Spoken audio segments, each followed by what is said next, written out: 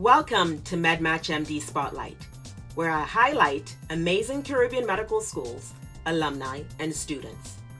There is an enormous amount of misinformation online, so I have created MedmatchMD, a one-stop platform that helps pre-med students narrow down the decision of applying to offshore Caribbean medical schools by instantly comparing close to 40 schools with multiple requirements side by side. I am Dr. Ola Kolawole, board-certified family practice physician, Caribbean Medical School graduate, and founder of MedmatchMD, where I help pre-meds and non-traditional pre-meds just like you make an educated decision of choosing the right medical school so you can fulfill your dream of becoming practicing physicians in the United States or Canada. So, let's get started. I am your host, Dr. Ola, and this is MedmatchMD Spotlight. Hello, everyone.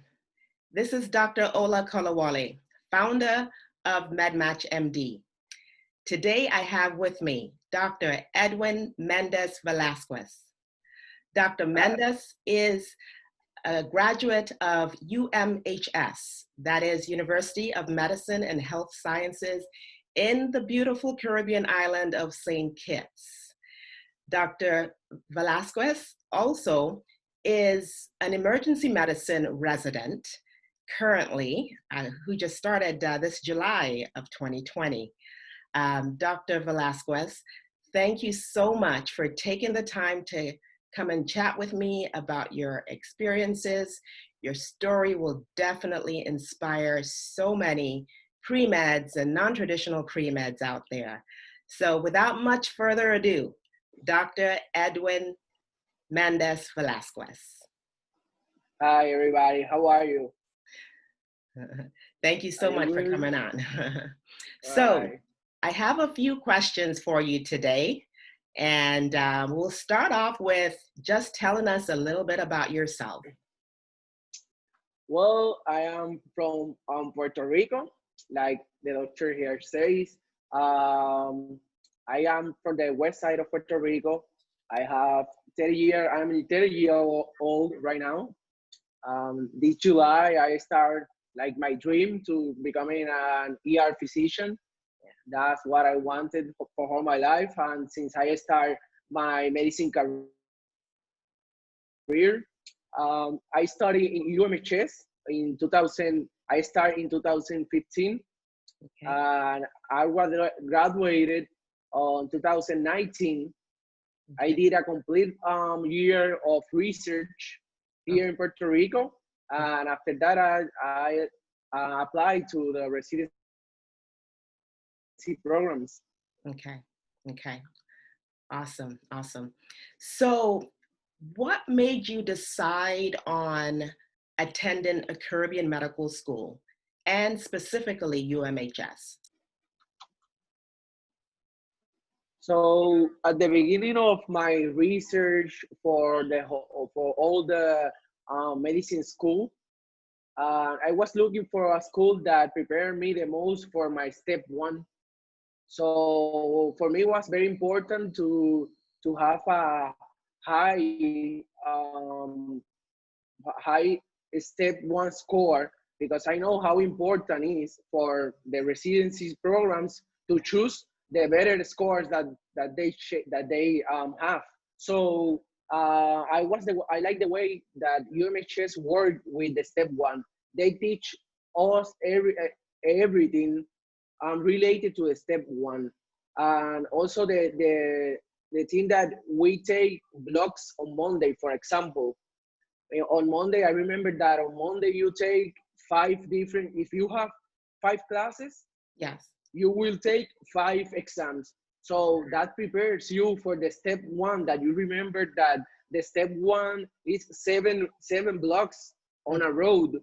So this Monday on the school, back on the school, we take 5 blocks. So you need to, to think hard in the first exam, because early in the morning, but you need to have, to be strong, to think hard at 2 p.m., exhausted after you finish a lot of questions from other classes. you need to, you know, to work hard to do well in this last exam of the day. So I like also the way that I need to, you know, get out of my comfort zone in Puerto Rico, where I have all my friends, families. Yes. I need to go to a different island just to work hard for what I want. Yes, yes. You're so right. Staying in wherever it is that you live can be a distraction because, you know, Yes. your friends are still there, family is there. So, yeah, that's one thing I found too when I went to Ross many years ago.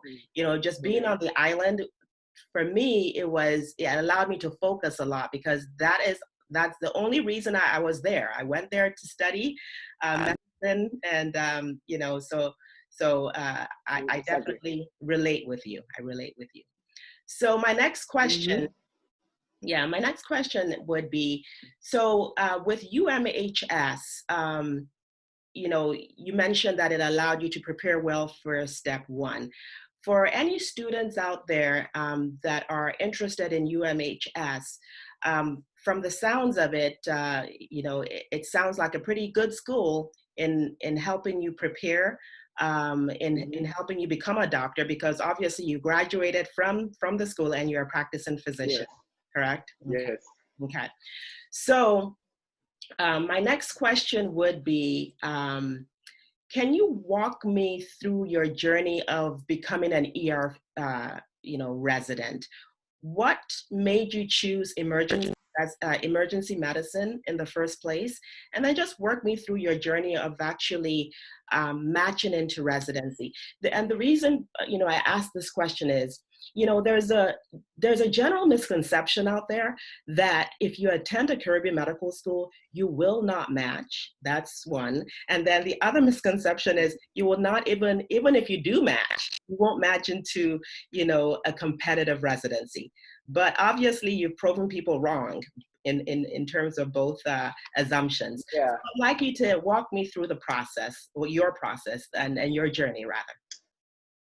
Okay. Okay.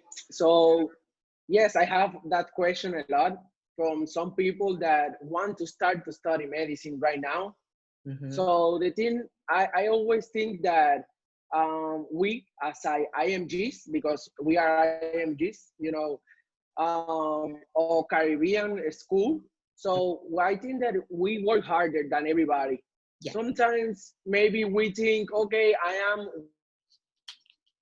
one step behind everybody because I am from Caribbean, but that's a good thing to think because you know that you need to work hard, and when you work hard, all the attending physician notice you and say, "Oh my God, Mendez worked very hard, so he is very enthusiastic, eager to learn." So I like him to be part of my residency program if he want in any time. So I think that because we know that assumption that you say that we are from the Caribbean, we will not get a good match.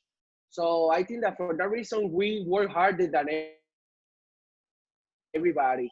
That is one of the reasons that help us to get in a residency programs that is competitive. I have a lot of friends that are in surgery and they study in the Caribbean with me in St. Kitts. They Mm-hmm. are in surgery, they are in anesthesiology, in all these difficult specialties. Yes. So I think that at the beginning I was a little scared because I did pretty much all my rotations and I didn't love one that I can say, oh my God, I want to be this specialty or I am in love with that specialty. So then I decided to do elective rotations in ER and I was in love with ER. I say, oh my God, I want to be an ER doctor. Everything is fast. Everything is okay. I will help you this hour or 2 hours and see you later. Mm-hmm. Um, I like the way that the ER doctors help you right now in acute situation when you are in a strong pain or when you are needing of some good physician to help you to get out of the place where you are right now. Right. And I think that for that reason, I choose ER.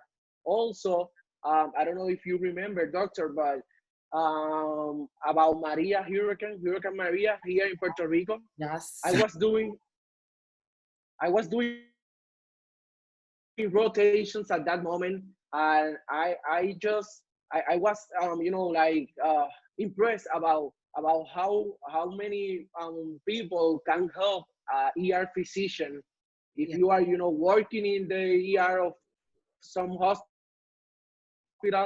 of if you go out of the of just for houses, for places where people cannot live to attend a physician, and you can help everybody out there. So I like also that way. That day I say, okay, I think that I want to be a ER physician. I think that is where I can help most of the people.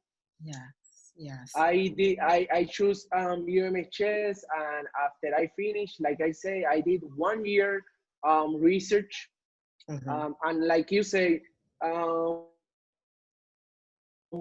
if you want to get in a specialty that that is a competitive specialty, you need to do some things that separate you from the other people. It's Right. not just a step one, or Yeah. it's not just 3.9 in medicine school.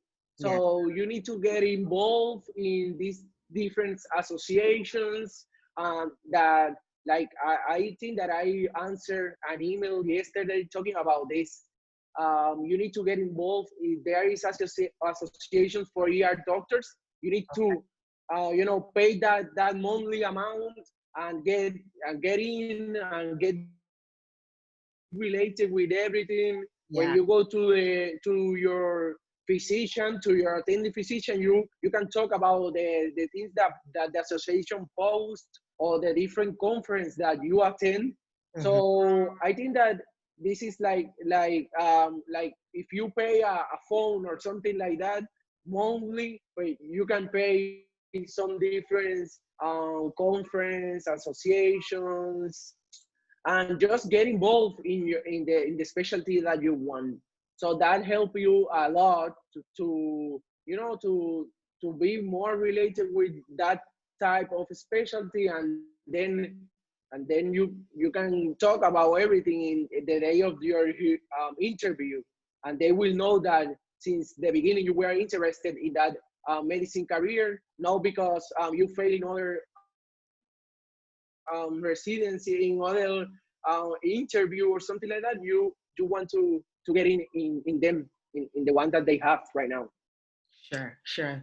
Thank you. I mean, you laid out a lot of very important points there. Networking rather. And networking is so important. Yes. With the right groups, a physician, Mm-hmm. and if they've seen you and you've spoken to them many times, they'll remember when you apply, when you ultimately Mm-hmm. apply for that specialty. So that's great. Thank you for Yes. that information. And I think also you mentioned so you mentioned associations. You mentioned that you did research, and I think that's also very important too, because when you go out there and do poster presentations, or you write articles, that also will help you and will set you apart from Yes. other candidates. So that's great. Thank you. Yeah. So my next question is, you are in the front lines, big time. You are in the ER. So, Yeah. A difficult time for being yeah, there. yes, as with the COVID-19 pandemic, I want you to, I guess, really speak to pre-meds out there, or non-traditional pre-meds that are nervous, really. They're nervous about even going into medicine at this time. They're nervous about, about the process, about, COVID-19. And, a lot of them, their nervousness even makes it difficult for them to even consider wanting to go to a Caribbean medical school at this time, because again, the world has changed, and Yeah. we'll not get back what we had before. So if you just want to shed some light or advice or what have you. Okay. Yes, that's true. We are living, a difficult situation, like you say. I know that right now for UMHS, I have been in touch with some people that work there, and I know that UMHS right now is online. So if, for example, you apply for UMHS, you will be from your home, starting a medicine career from your home. That is pretty awesome, because you will have your mom there cooking for you while you are in your room studying. You don't need to be worried about anything else, just to study. Yeah. But yes, it is difficult. I hope that by the time that you guys that you will get in the school right now, when you finish, I hope that COVID-19 is over already. Yes. Yes. But for that reason, sometimes I know that a lot of people think, oh, I want to be a physician because wow, what a profession. You are almost like an artist. Everybody likes you. So right now is the moment that you will need to think, I I really love helping people, or it's just because I want to make some money, and I like the way that everybody looks the physicians. So Mhm. everybody love physician, because we help them in the most important thing that they have, that is health. Yeah. So I think that this is the moment to think. I really like help all people, and I really like help my patients. That's what I love, and that's what I want to do my whole life. Even if another COVID-19 just appeared in 2025 or something like that. Mhm. So, but if you are very, if you know that's what I want to do, so just do it and follow your dreams. If you have this feeling that that's the way that you want to live your life, helping others. So I can assure you that there is no more satisfying thing to help others if you really like it. Yes, yes. Thank you. That was great. And you really made a point in saying, if that's what you really want to do, if that's what your dream is, go for Hmm. it. And Hmm. there's no better or no more rewarding thing to do uh, compared to being able to see your dream, start your dream, fulfill your dream, Yeah. be practicing like you are and like I am. So Hmm. a lot of the students out there that have those fears, I think like you rightfully said, they really need to or at least like I would add, they need to think about why. What's the reason they're even thinking of going into the medicine in the first place? Because Yeah. you're right, in 2022 or 2025, there could be a different pandemic. We hope there Yeah. isn't, but that's just the world we're in. And I like that you shed some light on the online classes that UMHS Yeah. has for students, especially those students that are in basic medical science rotations. They can do it from the comfort of their homes until it's safe to go to the island. So I really, Yeah. yeah. So that's great. So my next question is just to talk about a few assumptions, misconceptions, myths that people have about going to the Caribbean.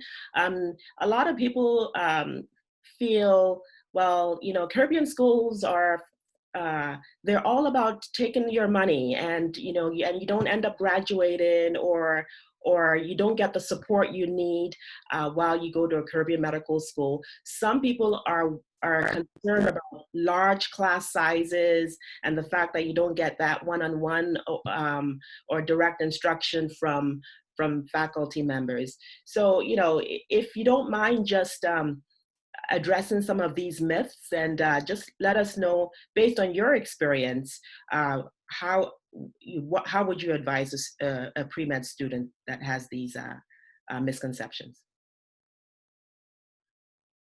So when I was on San Kit on UMHS, Mm-hmm. my school class was I think that was pretty small. We were around 70 persons, 70 students or 60 something. And I like the way that because we are, in the trap on the island, we, they always professors, they are always there. They gave us the class in person.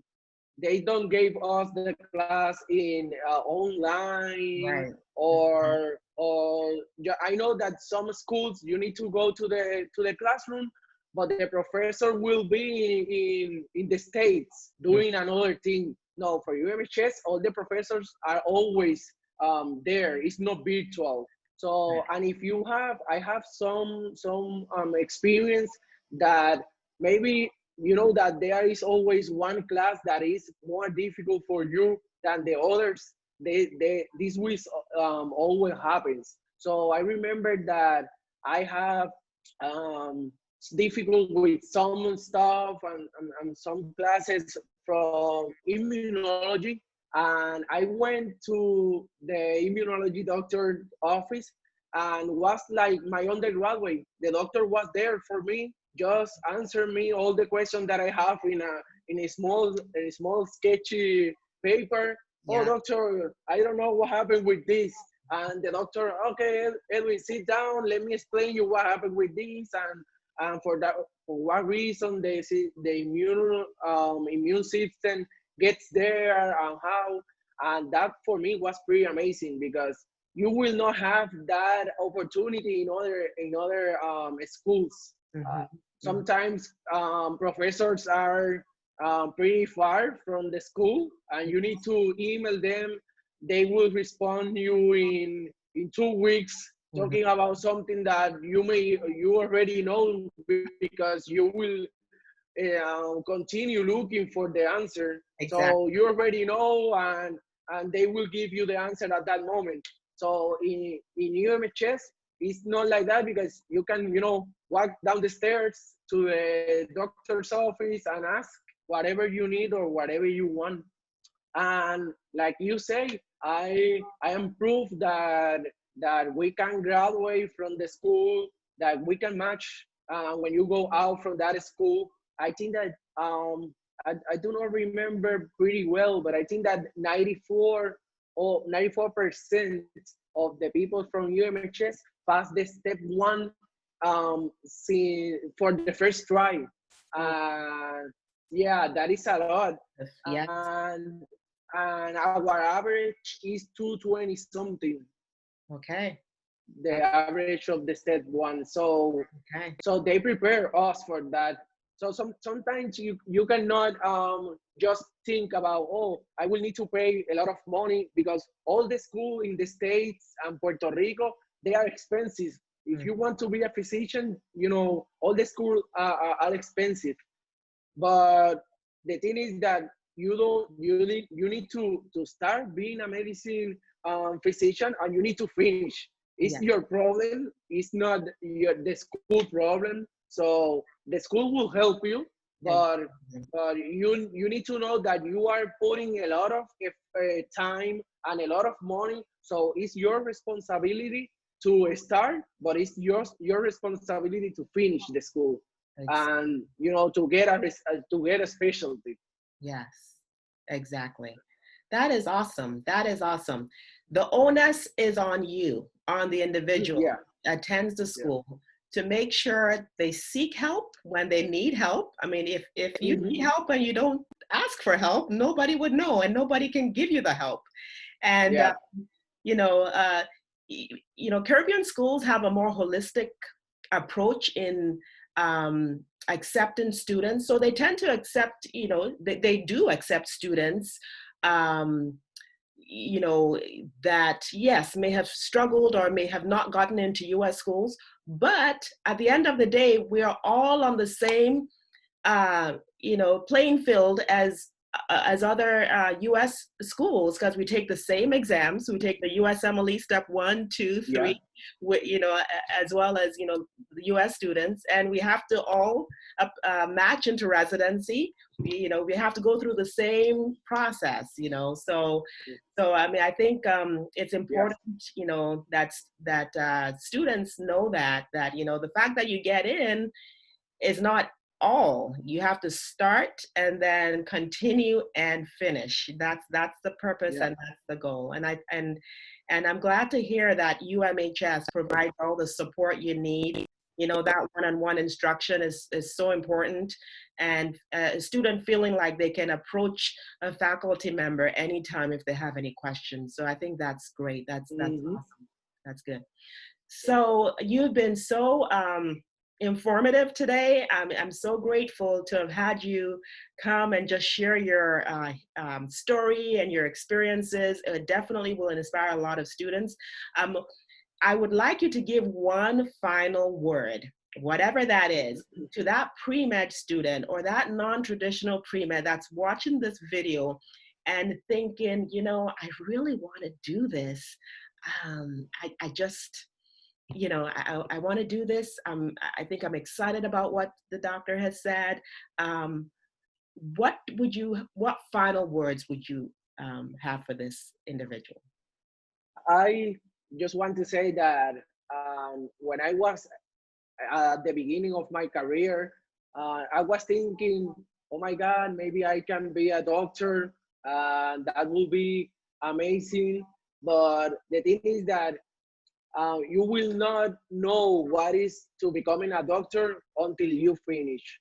So if you think that right now this is amazing, when you finish and you know that a lot of people believe in you, that a lot of people will need you, and you will be there for a lot of people at the moment that the most important thing on his life are failing, or they are having a problem, and you will be there to fix that or to help with that.